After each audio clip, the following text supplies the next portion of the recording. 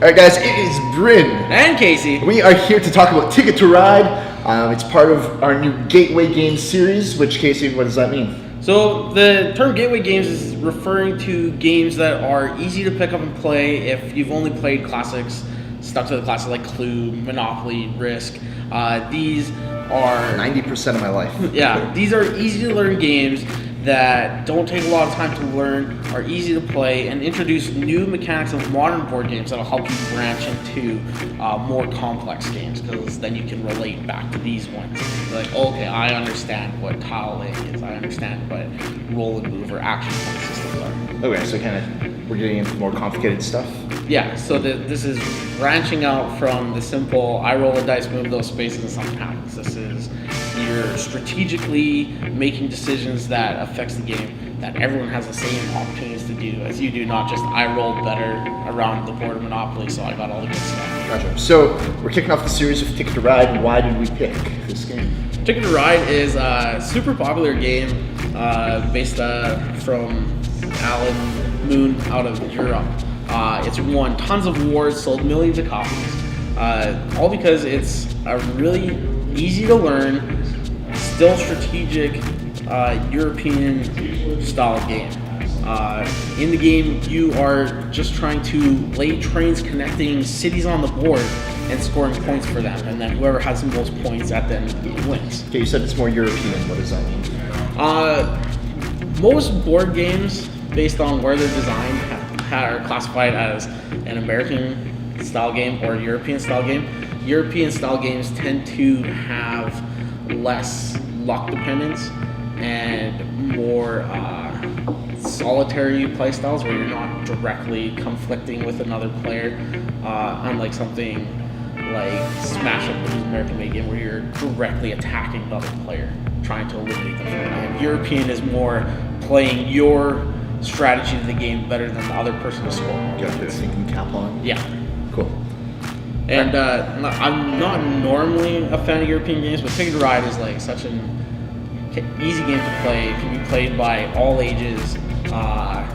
Is really easy to pick up and learn for any kind of understanding of board games. And it's just a general fun thing to just play and have a few beers with as well. Cool. All right. Teach me, Wise Master. Why should I come in and play this game? What do we do? Where do we start? So I explained the why. I'll show you the how. All right. So as I said, you're trying to collect cards out of these train ticket cards, and there's 6 different colors, 8 different colors. You're trying to collect them into your hand to build a set of them, and then you cash in those sets to connect different cities by your trains. So for example, Phoenix to Denver here has 5 white spaces here. Yep. You need to trade at one time 5 white cards out of your hand, and then you get to place your train cars on there.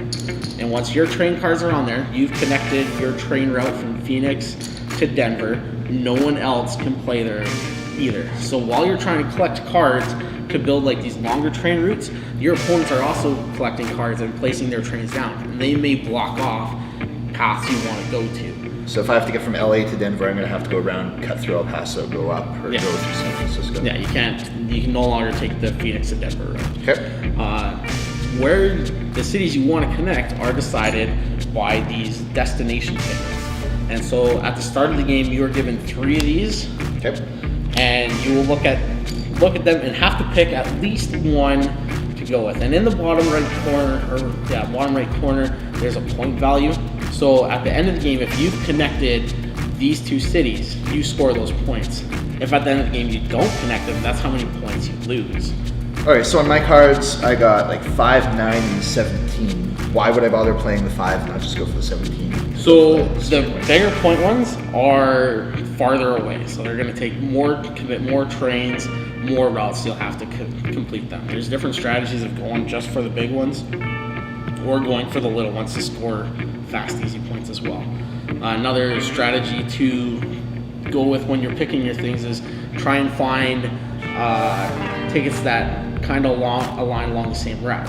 So if you're going from Vancouver to New Orleans, maybe you have another short ticket that's just from Helena to Oklahoma City. So as you're coming down, you make sure you just hit the cities along the way, so you complete 2 tickets at the same time. Oh, so you don't have to play one ticket at one time. You can play several and build a path. Yeah. You, as long as you connect the two cities with all your train cars at the end of the game. And so you only score these at the end of the game. You keep them secret throughout. One of your actions is drawing more tickets so you can get more of them. Like I said, the only drawback is that if you don't complete them, those are minus points on your score. Can you play anywhere on the board at any time? Like say, so my cards, I got 2 white, a pink, and a yellow. Like can I play 2 white here, a pink over on this side? Exactly, yeah. It doesn't matter where you play your train cars, which cities you're connecting, as long as you just trade in the required number of trains to complete that train.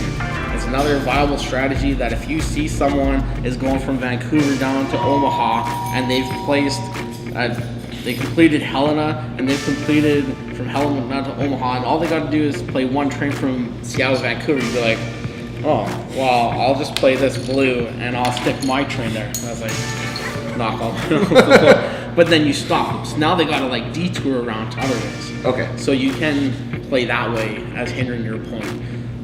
But everyone's trying to complete their own stuff too, and just naturally the way that the cities are all connected, you are going to have where someone's intersecting. Awesome. So basically, once you start, you get your train tickets, you get 4 cards in your hand to start the game, and then after that it's only two actions, or one of 2 actions, or one of 3 actions you take on your turn. Okay. You can either play the tickets or the train cards from your hand. You have to play 2? Like as many from your hand to play a train. So if you're gonna lay a train, you trade in the required number of train cards and put your trains down. The way to get more train cards is on your turn. You could either play them from here or pick from this pile here. So we got 5 face up and then a deck. You can pick 2. As you pick one, so I'll pick this yellow one, another one will flip over. And then I could either choose out of these 5, or I could just choose this one off the top there. So you can get 2 per turn unless there is a wild card in here. This is rainbowy thing? Yeah, so it's called a locomotive. That counts for any color when you're playing. And those cost both your 2 pickups to pick up. So if you picked up 1 card and this flipped over the top of the deck, I couldn't pick this because I already picked it up. So you'd have to pick it up after. But you still need to lay 1 train. You either pick up cards or you play trains. Okay, but once wild card's in your hand, it's still only worth 1 train. It's worth 1 train of any color. Any color. So then I can combine it with these 2 other blues, and then I got 3 blues, and I could build these 2 cities here. Okay. And so you just keep going on like that. You can forego playing trains or picking up cards to pick up 3 new destination tickets, and have to pick one of those again. And you'll keep going until someone plays all their train cards and they only have 2 left. And when you only have 2 left, it triggers 1 more turn for everyone around the board, and then it's over, and then you start scoring your trains. So you score your destination tickets, ones you completed, negative points for ones you didn't complete, and then you score points for the size of routes you play. So you get negative points for whatever value the card is? Yeah, if you do not complete the So if I end up with a 17 card, it's in my best interest to complete it, or I'm going to get really screwed at the end. Yes. I have minus 17 then. 100%, yeah. Okay. And then after that, you just see who gets the most points. There's bonus points for having the longest train route. And that's it. That's really all it is to play. Is you pick up cards, make a set, lay it down, complete your train, make tickets. Awesome. Easy enough. Easy to play, fun to play. Yeah. Like I said, play 6 players, so it accommodates variety sizes of groups. It's even fun for 2 players as well. There's a kid's version. We do have other versions. So there's a kids version that's a smaller board, bigger pieces and cards, a little easier for kids to find stuff and play them out It's for there. pretty young players too, isn't it? Like 4-year-olds. Yeah. Really easy to pick up and play. And then there's other versions. So this is a US-based one. There's Ticket to Ride Europe that covers Europe, adds some new mechanics. And then a newer one after that is Ticket to Ride Germany and adds some more mechanics and covers Germany. Out of all of them, what's your favorite? I like Europe. I haven't played Germany yet, I'll say that. But I prefer Europe. It's got some really interesting way the trains are laid out on the board, and adds train stations, which allows you to steal or borrow other people's trains throughout to complete yours. Cool.